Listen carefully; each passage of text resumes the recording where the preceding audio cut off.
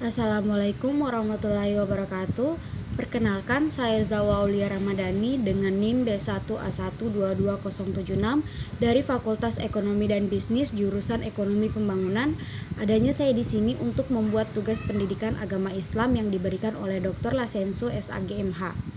Puji syukur kita panjatkan kehadiran Allah Subhanahu wa taala yang telah memberikan kesempatan untuk saya agar bisa membawakan materi yang berjudul Hukum Kesenian dalam Islam. Baik, langsung saja. Islam merupakan agama universal dan internal yang serta sempurna yang diturunkan oleh Allah guna memberikan petunjuk dan rahmat bagi umat manusia untuk menjalankan fungsinya dalam kehidupan guna memperoleh kebahagiaan hidup dan di dunia dan di akhirat. Dalam perspektif Islam, peranan manusia tidak lain adalah sebagai khalifatullah atau wakil Allah di muka bumi yang bertugas untuk mewujudkan pesan Islam, yaitu rahmatan lil alamin, dan Abdullah yang senantiasa harus beribadah kepadanya. Dalam arti luas identik dengan aktivitas batin dan aktivitas fisik manusia dalam rangka berhubungan dengan Allah, dengan sesama manusia, dan dengan alam semesta. Ada beberapa petunjuk Al-Quran tentang kesenian, antara lain 1. Agama Islam adalah agama fitrah, agama yang sesuai dengan fitrah manusia. Kesenian bagi manusia adalah termasuk fitrahnya. Kesanggupan berseni pula lah yang membedakan manusia dari makhluk Tuhan lainnya. Yang kedua, Allah itu mempunyai sifat-sifat yang baik seperti Jamal, maha indah, Jalal, maha agung, dan Kamal, maha sempurna. Manusia mengembah misi sebagai wakil Tuhan yang harus merealistiskan sifat-sifat Tuhan sebatas kemampuannya. Dengan berpegangan dengan dua prinsip di atas, kesenian pada dasarnya menurut hukum Islam adalah mubah dan jaiz. Seni pada dasarnya netral, karena netral maka seni dijadikan sebagai sarana untuk mencapai kebaikan, amal salih, sekaligus bisa pula diarahkan kepada kerusakan. Islam memandang kesenian sebagai ibadah jika dilakukan dalam kerangka etika. Di dalam Islam dapat ditemukan gejala-gejala kesenian. Bahkan Al-Quran sebagai sumber ajaran Islam mengandung nilai sastra yang kalau diukur dari sudut kesenian sangat sempurna. Tiap orang yang paham akan bahasa Arab, apakah dia muslim atau bukan, akan mengakui ketinggian sastra Al-Quran, meskipun ia bukan merupakan karya seni yang dibuat oleh Muhammad SAW. Namun, seandainya kita menyebut Allah sebagai pencipta seni, maka Al-Quran adalah karya seni pertama dalam Islam yang merupakan standar keindahan bagi seni umat Islam. Aspek inilah yang disebut kaum muslim sebagai ijaz, atau kekuatan yang melumpuhkan.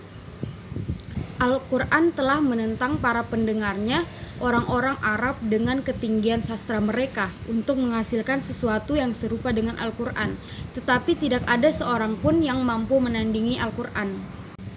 Petunjuk-petunjuk inilah yang memberi inspirasi umat Islam untuk mengembangkan kesenian sejak masa Nabi hingga sekarang. Kesenian banyak dikembangkan oleh umat Islam antara lain seperti seni tilawah, Al-Quran, arsitektur suci, kaligrafi, seni musik, seni drama yang dalam tradisi syariah dikenal dengan tazkiyah.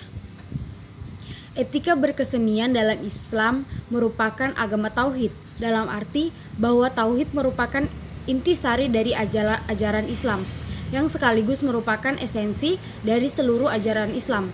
Al-Fukri menyatakan, dapat dipastikan bahwa esensi dari seluruh peradaban Islam adalah Islam, dan esensi dari Islam adalah tauhid. Ini mewujudkan bahwa kesenian dalam Islam harus selaras dan dengan nilai-nilai tauhid. Kalimat tauhid yang paling singkat tetapi memiliki makna yang sangat dalam adalah La ilaha illallah. Inti kalimat ini adalah membebaskan manusia dari ketundukan terhadap selain Allah dan untuk menyembah Allah.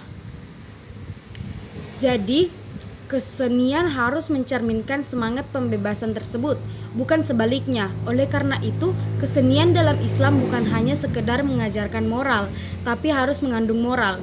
Artinya, untuk menyampaikan pesan-pesan moral melalui kesenian harus tetap dalam koridor moral. Ada beberapa moral yang harus dipegang dalam kesenian menurut Islam, yaitu yang pertama, dilarang melukis lukisan yang bersifat pornografi serta melukis serta hal-hal yang bernyawa. 2. Dilarang menciptakan hikayat yang menceritakan dewa-dewa, kebiasaan pengarang yang mengkritik Tuhan. 3. Dilarang menyanyikan lagu-lagu yang berisikan kata-kata yang tidak sopan atau cabul.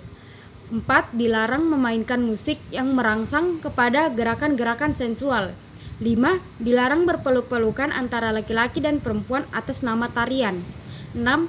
Dilarang menampilkan drama dan film yang melukiskan kekerasan, kebencian, dan kekejaman. 7. Dilarang memakai pakaian yang memamerkan aurat.